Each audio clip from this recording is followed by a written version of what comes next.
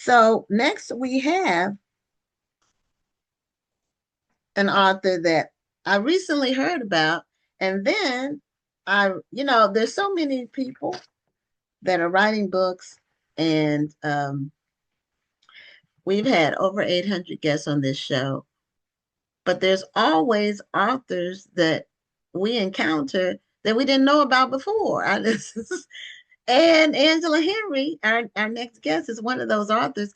I started seeing her work with her latest book. And so I said, let's get her on the show to tell us about her work. Then I find out she's written a lot of books and been writing for years. So, Angela, welcome to Black Authors Matter TV. Well, thank you for having me. It's great to be here. And you have a new book or a recently published book called The Family Lies. Right. But take us back to when you first started, Oh because you wow. said You you've you been want me to writing take you want me to take you way back. way back in the time, like as the song says. Okay. So you said you So celebrated your 20-year anniversary recently. yeah, this is my 20th anniversary as a published author. My first book was published in 2005 by BET Books. So I don't know how many of you remember that Mhm. Yeah, Black Entertainment Television used to have a publishing division. yeah. So I first started my first book, which was The Company You Keep, the first book in my Kendra Clayton mystery series, probably back in the mid 90s, about 95, 96. It took me Okay. about 4 years to complete it because I did not know what I was doing.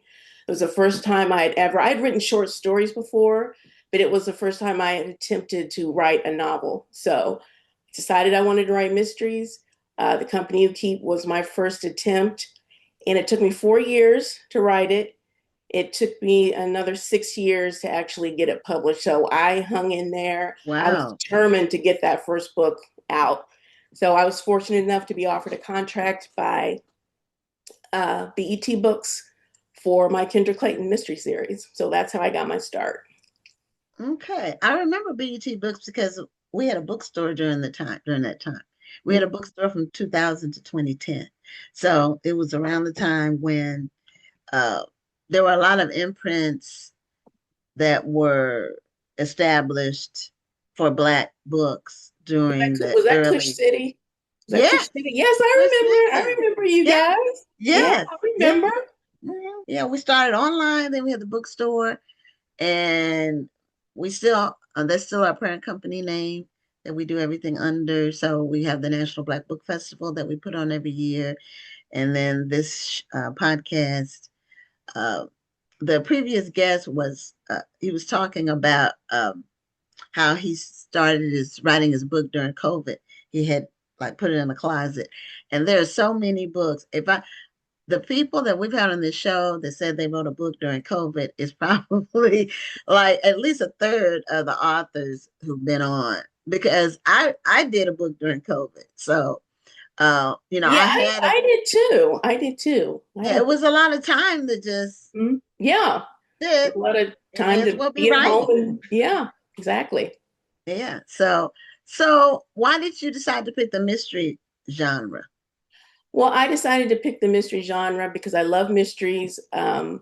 Since I was a kid reading, Nancy Drew and Agatha Christie and all of that, but there just weren't a lot of books, or if any back then, with characters that look like me, Black characters. And I decided that I wanted to contribute to the genre. And I had an idea about because, most of the uh, Black mystery writers that were, coming out at the time I started writing my book, they were set in the big city, or, they were detectives or uh, police detectives or private eyes. And I decided I wanted to write a book about an amateur sleuth, a teacher who solved crimes in her small town in Ohio. So that's what I did, and that's how my Kendra Clayton mystery series got started, because I wanted to kind of help fill the void that was there at the time. Now, of course, there are lots of Black mystery writers, and it's so thrilled about that. But back then, there weren't a whole lot of us. Yeah, there was one author, and I can't call his name. He was writing about what you said. He was a detective. I think he was in Chicago, and he wrote books about the Chicago detective. Mhm. I Yeah, can't that call sounds his kind of name. familiar. Oh, And he wrote like a bunch of books, and I read them all. Like, and then he died, like died suddenly. oh, his name Hugh Holton? Yes, yes, yes, that's Yeah, him. yeah, I That's remember him. him. Thank you. Yeah. I had like six or seven of his books, and then I was looking for the next one, and then I read that he had died, like I think Yeah, suddenly. yeah. And his book, I don't know if his books are still in print, but they were really Yeah, I good. enjoyed his books too. I cannot remember the name of his detective though, but they were very good. They were very good. Mhm. So, but you are right, that mystery category. He's the only one that I can really, really recall that was writing the mysteries during that time period, that was writing a lot of them, Mhm. that where and he had that same main character in Mhm. all the books. Yeah. Mhm. Yeah, some of the authors that I got my inspiration from when I first started, there was Barbara Neely with her Blanche White series. There was Yes. Valerie Wilson Wesley. She had Tamara Hale. There Yes. was Eleanor Taylor Bland. She had Marty Yes. McAllister mysteries. There were some. There were There were some. some. They were all the small paperbacks, just Yeah, about. typically. Well, some of them were hardcover, but mostly they were Most of paperbacks. them Yeah. were the small paperbacks. We've had Valerie Wilson Wesley on the show, but it was a few years back. Hmm. Yeah, I loved her books. I Hmm. think she's got a new series now. I haven't checked out her new series, but I loved her Tamara Hale series. Yeah. Now, when you are writing your books and reading mysteries, do you get inspiration from other writers, not copying their work, but um, style inspiration, or um, some character development inspiration? Not really. I kind of get some inspiration from like different tropes, like genre tropes, like the Okay. humorous mysteries. Like because my books have a lot of humor in them. My Kendra series. Um, Okay. I also like what they call dual narration or dual timeline, where parts of the book, like I did that in The Family Lies, parts of the book take place in the past and then Okay. others in the future, and the timelines kind of converge. So I like Okay. doing that. And I also love multiple dual point of view. So you get the Okay. first person point of view of a bunch of different characters, so you can see kind of what's going on in everybody's head. So um, Okay. genre tropes, I do get inspiration from other authors, but not like, anything else. Okay.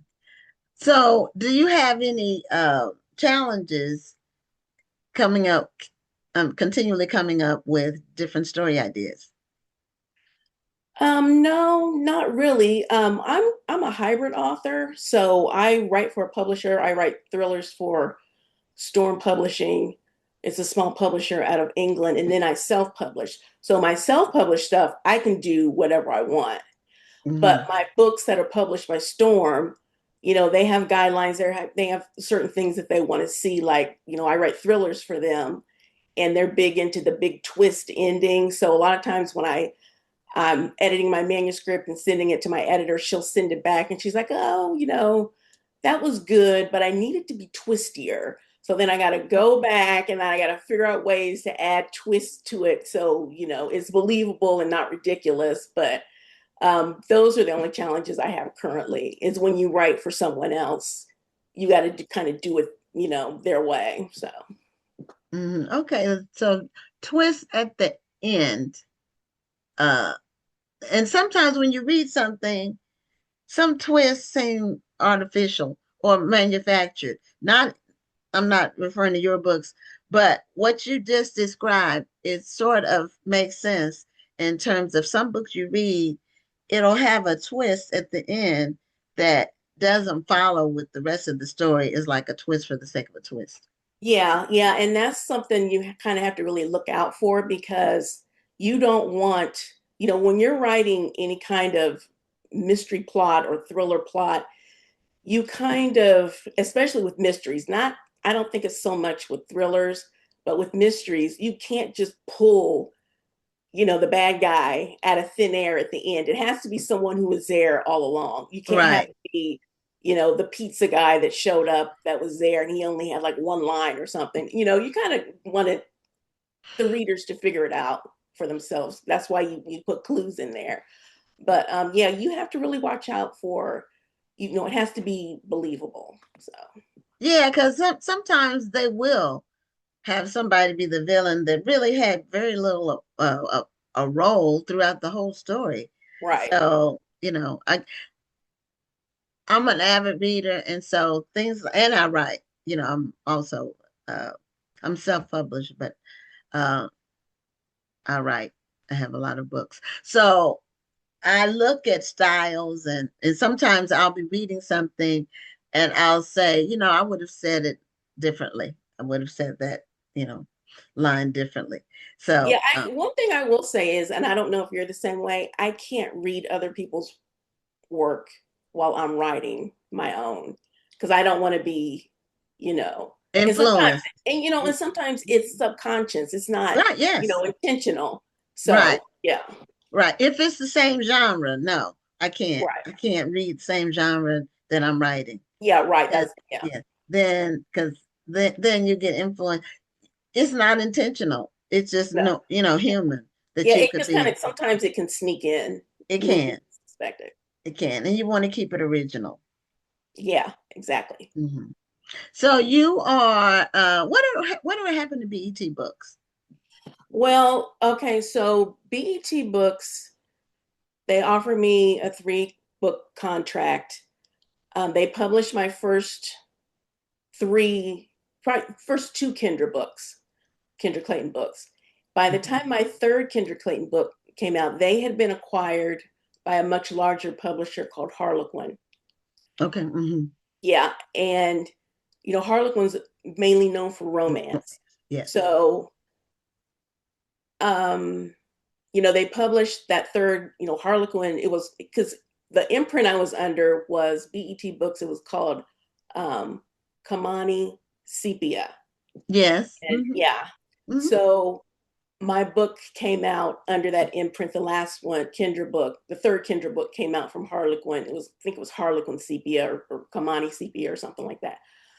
Okay. And then they decided they were going to pivot to strictly romance content.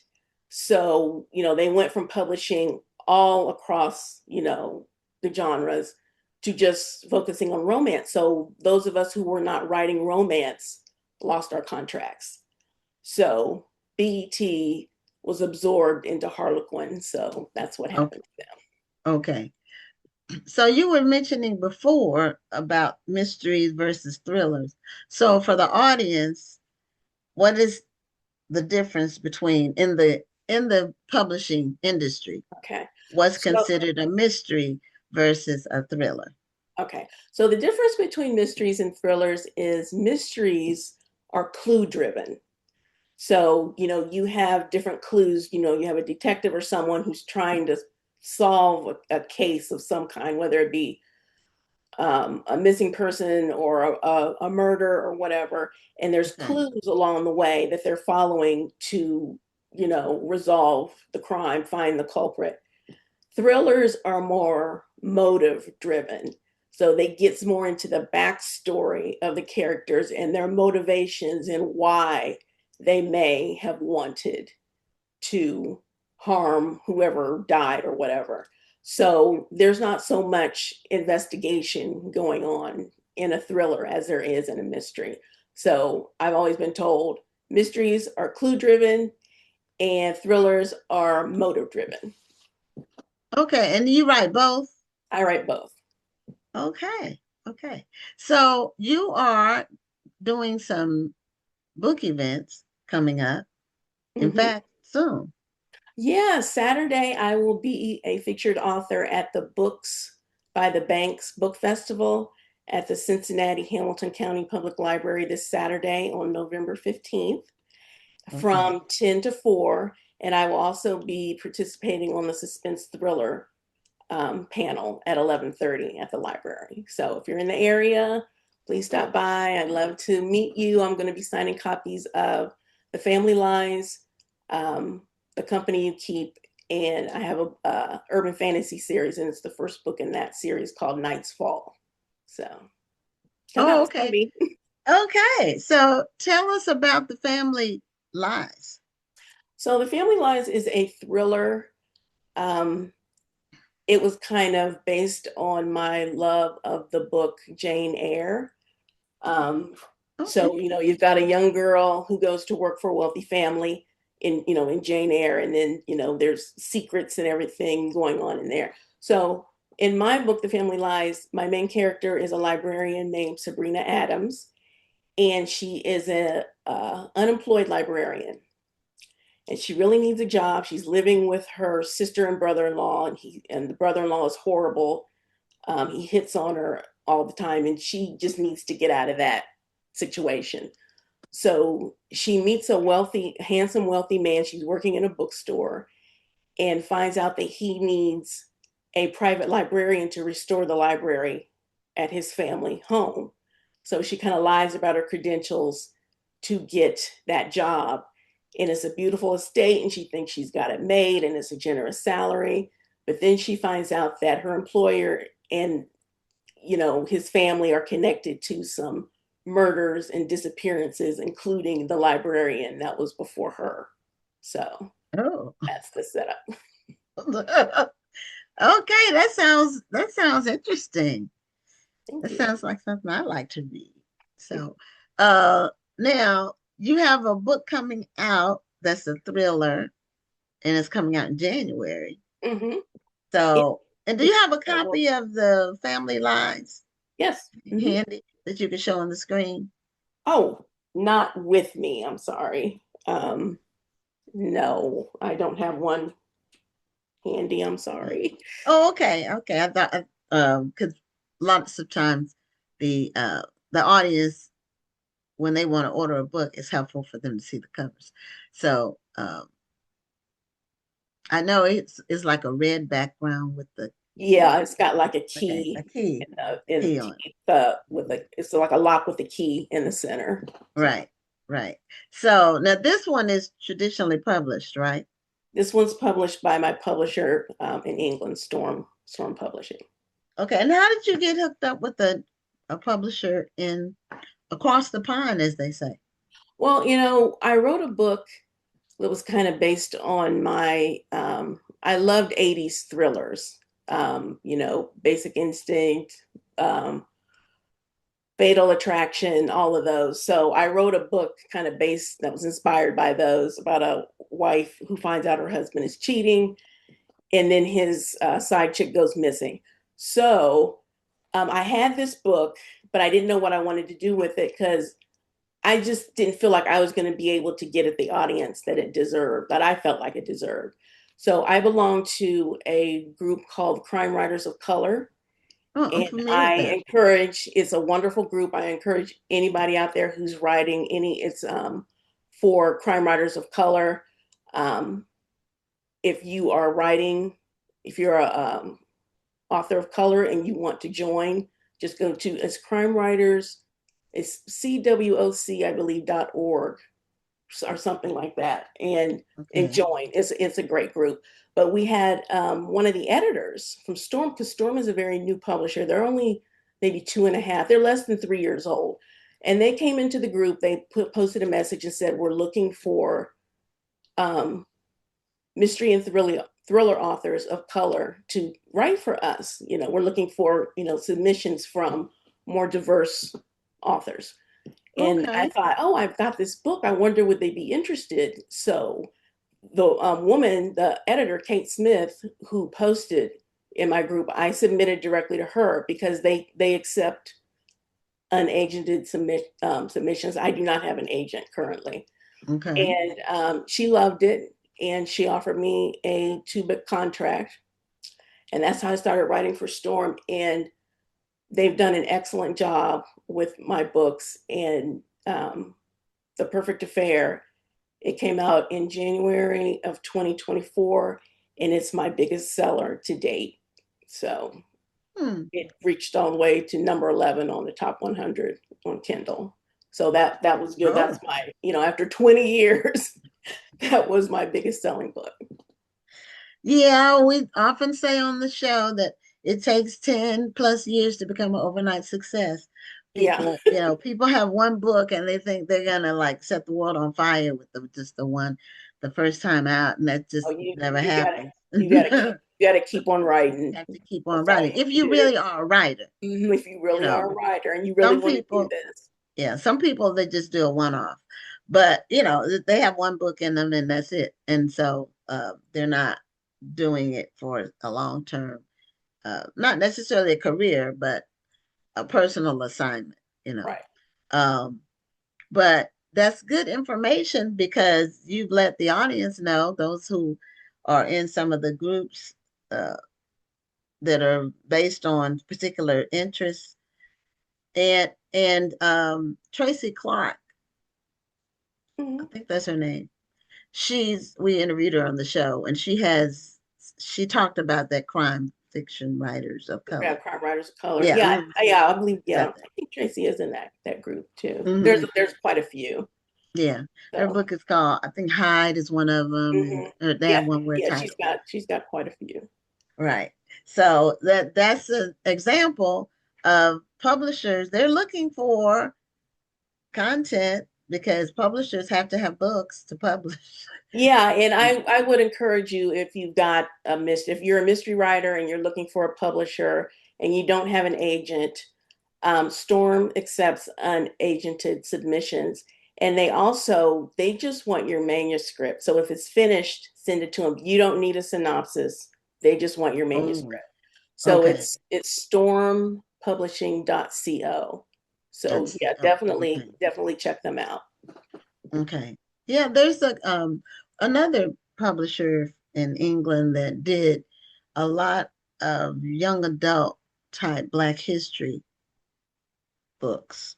Uh, and there was an author that was on the show a couple of years ago that was with them, and it was like the rewriting for a young adult audience of Black historical figures. Mhm. And they had her doing multiple people. I mean, like, and I don't know, I'm just going to throw names out. People like George Washington Carver or Benjamin Oh, okay. Banneker, like that. Like bio History. Yes. history. Yes. But for a young adult reader, Right. not for small kids. So she wrote a lot of those. And it was a company from Great Britain. So you just never know where your opportunity may Yeah, lie. there's all kinds of publishers. There's lots of them. So, explore your options. There's a lot. I mean, there's a home for your book. If there's a home for your book, you can find it because there's a lot of publishers out. And like you said, they're looking for content. Right. Now, Deshaun Thomas, who's watching the show, said about the mystery you described. She said, ouch, ooh, no, not ouch, ooh. That mystery novel sounds juicy. That's what she said. So Thank you. she said, that's why I've got two more books on the way. I heard that, no one-offs. So she's a writer as well as a reader and watches the show. And she's one of our newer viewers. And we've had the show for 5 years, so we had a lot of different people come. And I've learned a lot of new authors myself just from being a producer and co-host of the show that I wouldn't have known about had I not been looking, keeping my ear to the ground about what's new coming out. And so, what Yeah, we and that's a shame. There's a lot of books and authors that just go unnoticed because they don't have like a big publishing machine behind them. right, Um, and sometimes even if a book is good, it's not really generating the word of mouth that it should to get the attention. And it's a shame that, you know, but yes, it's just kind of there the are nature of some publishing. yes, there are some very good self-published books, Hmm. and there are some. way overhyped traditionally published books. Definitely. Definitely. I see a lot of that. I'm on TikTok and I see a lot of that Yeah, on and TikTok. A lot I of won't overhype. name it, but I read some of them, and I'm like, this book is not even good, but it's just overhyped. Just all Yeah. the hype, and then which means that you can sell.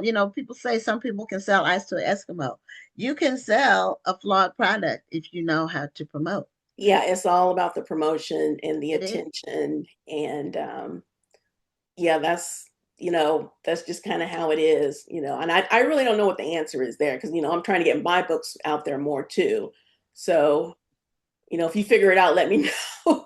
Well, we try to bring as many people's books to public awareness as possible.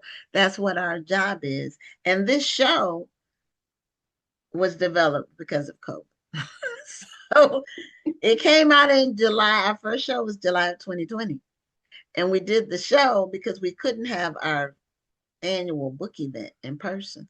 Oh, wow. So we didn't want our efforts with literature to die. And so we said, well, let's do a podcast. I don't even think we called it a podcast because the word podcast wasn't really like being used all the time like it is now. And But we all had to pivot during COVID, we and all had to a lot of pivot. a lot of good stuff came from that. Yes, and we've been doing it every Tuesday ever since. We've only time we miss a Tuesday is during the holidays or occasionally other times. But we've had 800 guests and 200 and something shows. I've Oh, lost track of the number. But we interview 4 people every night, and we do authors, we do publishers, we do marketers, bookstores, book clubs, anybody in the space. We do. We talk to, and we have an award show. So we do the award show every May. So what happens with the awards? Every guest who's been on the show within a 12-month period gets automatically included in the first round of voting, and it's by categories. that's great. So you'll be included in the voting. And then we have the first round of voting that we put it out there publicly so anybody can vote. And then we have 5 finalists in each category. We normally have like 15 categories, something like that. And then we have the finalists in that second round of voting. Then we have a show just for the awards where we announce the winners like the Grammys. Oh, cool. That sounds like fun. It is fun. We started doing it like right after the first year, and we've been doing it every year. It's a lot of fun. It's a great night. So this is just some of the, you have to keep your show fresh and interesting. You can't, just Right. you have to keep new guests, interesting topics.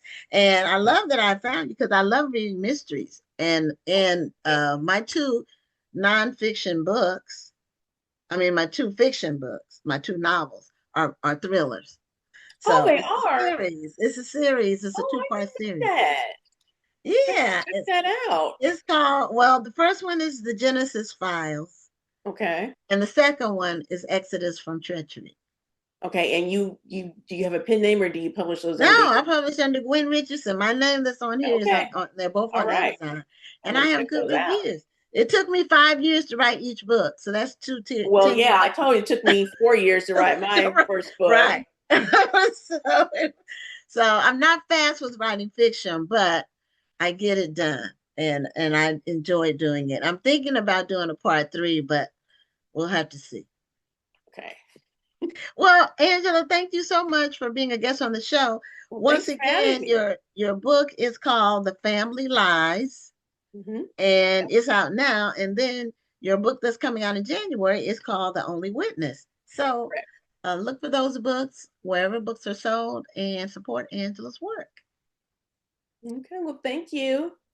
Okay, thanks for being a guest on the show. Well, And thank you for having me. yeah, have an enjoyable holiday season. You too. Have a safe and happy holiday. Okay. All Bye right. bye. Bye bye.